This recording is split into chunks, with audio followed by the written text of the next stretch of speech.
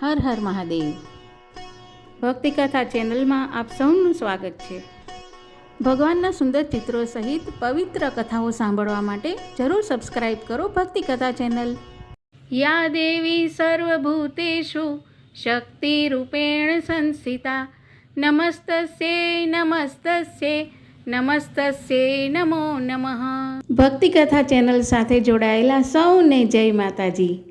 30મી માર્ચથી માતાના નવલા નોરતા શરૂ થઈ રહ્યા છે, જે આપણે ચૈત્રી નોરતા તરીકે જેને ઉજવીએ છીએ.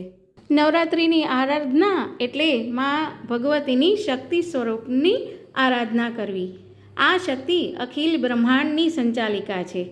દેવો પોતાની આ શક્તિથી સૃષ્ટિનું સર્જન, પાલન અને સંહાર કરે છે.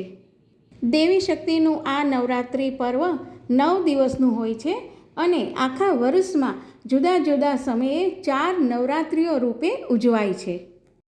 આ 4 નવરાત્રિઓમાં સૌપ્રથમ છે શાકંભરી નવરાત્રિ, જે પોષ સુદ 8મથી શરૂ થઈ પૂનમ સુધી ઉજવવામાં આવે છે.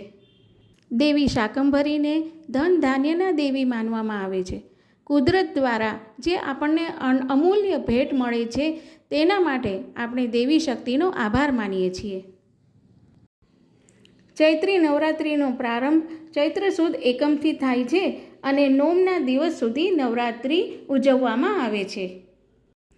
આમ ચૈત્ર સુદ 1મ એટલે કે ગુડી પડવાના પાવન પર્વે ચૈત્રી નવરાત્રિનો પ્રારંભ થાય છે અને રામનવમીએ તેની પૂર્ણાહુતિ થાય છે.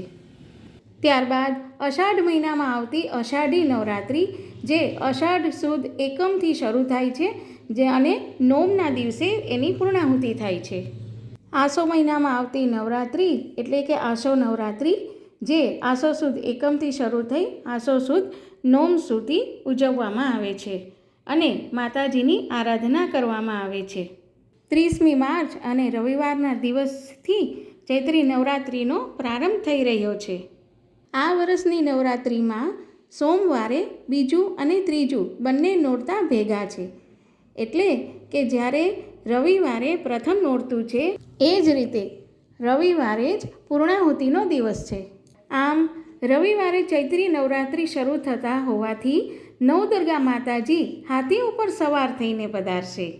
આ જ રીતે 9મું નોરતું પણ રવિવારે હોવાથી માતાજીની વિદાય પણ હાથી ઉપર સવાર થઈને થશે. હાથીને સુખ, સમૃદ્ધિ, શક્તિ અને શાંતિનું પ્રતીક માનવામાં આવે છે. આમ રવિવારે આગમન અને રવિવારે જ વિદાય હોવાથી આ વર્ષે ચૈત્રી નવરાત્રિ અતિ ઉત્તમ અને શુભ ફળ આપનાર બનશે. ચૈત્રી નવરાત્રિ દરમિયાન રામચરિત માનસના પાઠ કરવા, સુંદરકાંડના પાઠ કરવા, હનુમાન ચાલીસા કરવી વગેરે શ્રેષ્ઠ છે. આ ઉપરાંત કુળદેવીની પૂજા કરવી, કુળદેવીના જપ કરવા, ગુરુમંત્રની માળા કરવી, મંત્રના જપ કરવા પણ ઉત્તમ ફળ આપનાર બને છે. આ ઉપરાંત નવર્ણ મંત્રના જપ પણ કરવા ઉત્તમ છે. ચૈત્રી નવરાત્રિ દરમિયાન 9 દિવસ માતાજીના વિવિધ સ્વરૂપોની પૂજા અને આરાધના કરવામાં આવે છે. ચૈત્રી નવરાત્રિના આરંભે શુભ મુહૂર્તમાં ઘટ સ્થાપન કરવામાં આવે છે. 30 માર્ચે શરૂ થતી ચૈત્રી નવરાત્રિના શુભ મુહૂર્તો કંઈક આ પ્રમાણે છે. પ્રથમ ચોઘડિયું ચલ ચોઘડિયું, જે સવારે 8:15થી શરૂ થઈ 9:47 સુધી રહેશે. બીજું ચોઘડિયું છે લાભ ચોઘડિયું, જે 9:47થી શરૂ થઈ 11:19 સુધી રહેશે. એ પછીનું ચોઘડિયું છે અમૃત ચોઘડિયું, જે 11:19થી શરૂ થઈ 12:51 પૂરું થશે. ત્યારબાદ બપોરે અભિજીત મુહૂર્ત 12:27થી 1:16 કલાક દરમિયાન રહેશે.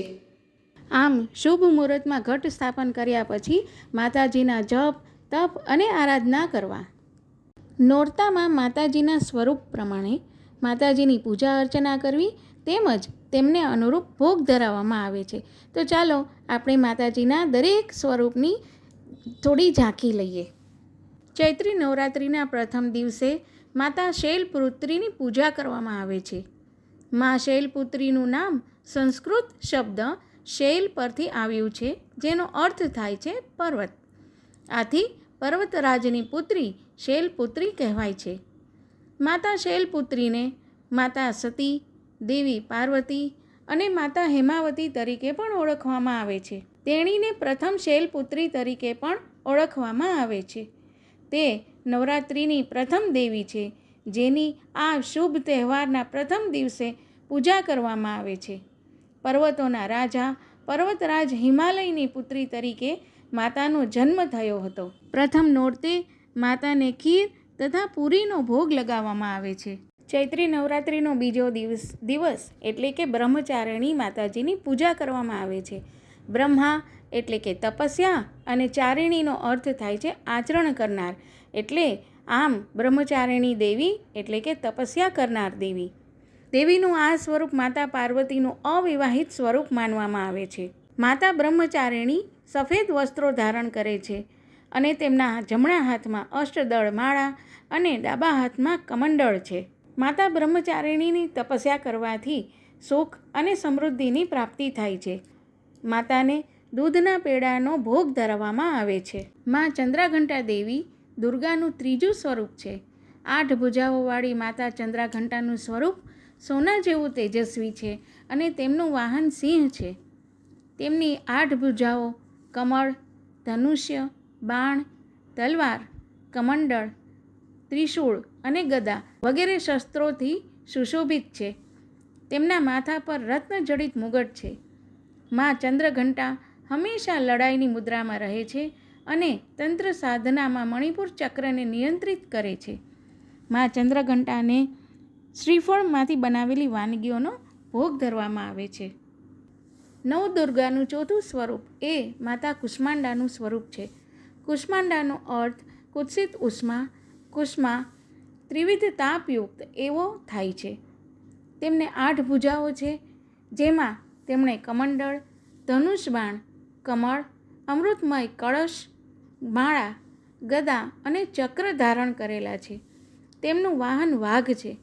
નવરાત્રિના ચોથા દિવસે નવદુર્ગાના આ સ્વરૂપનું પૂજન અર્ચન કરાય છે.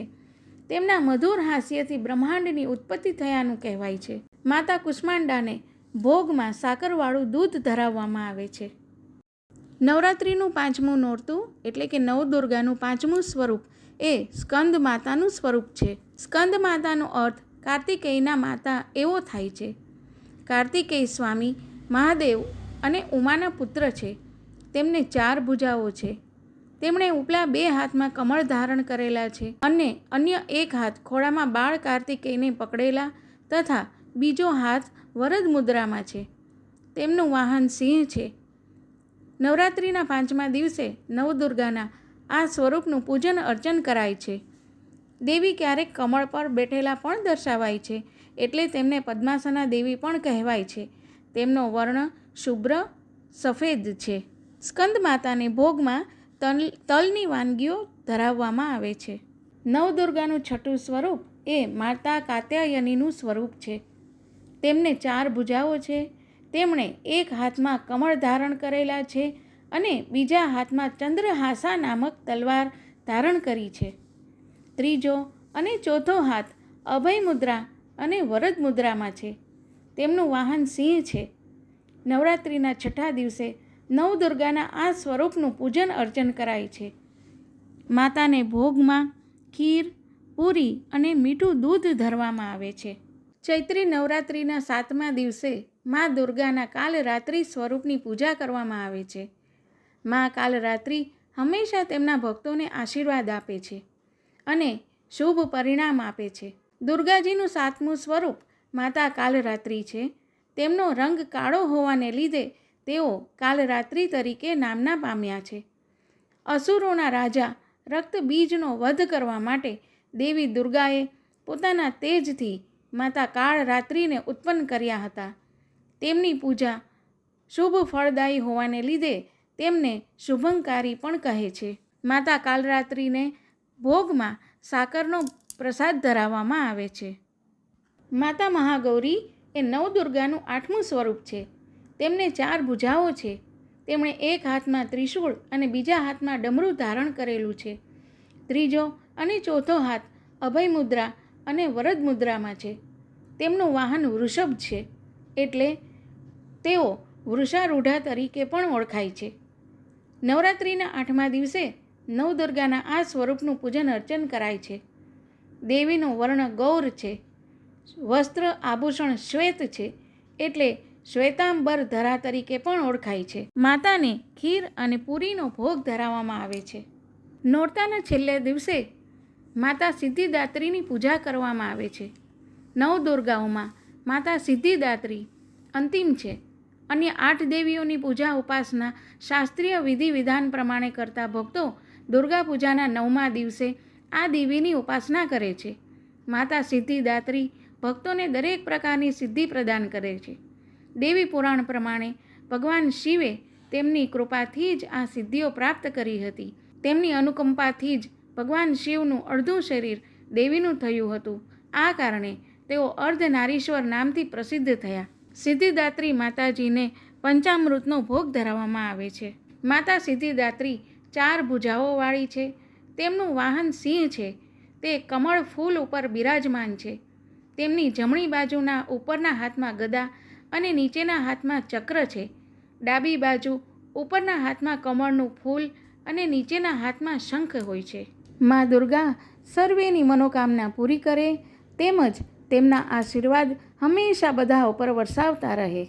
જય માતાજી.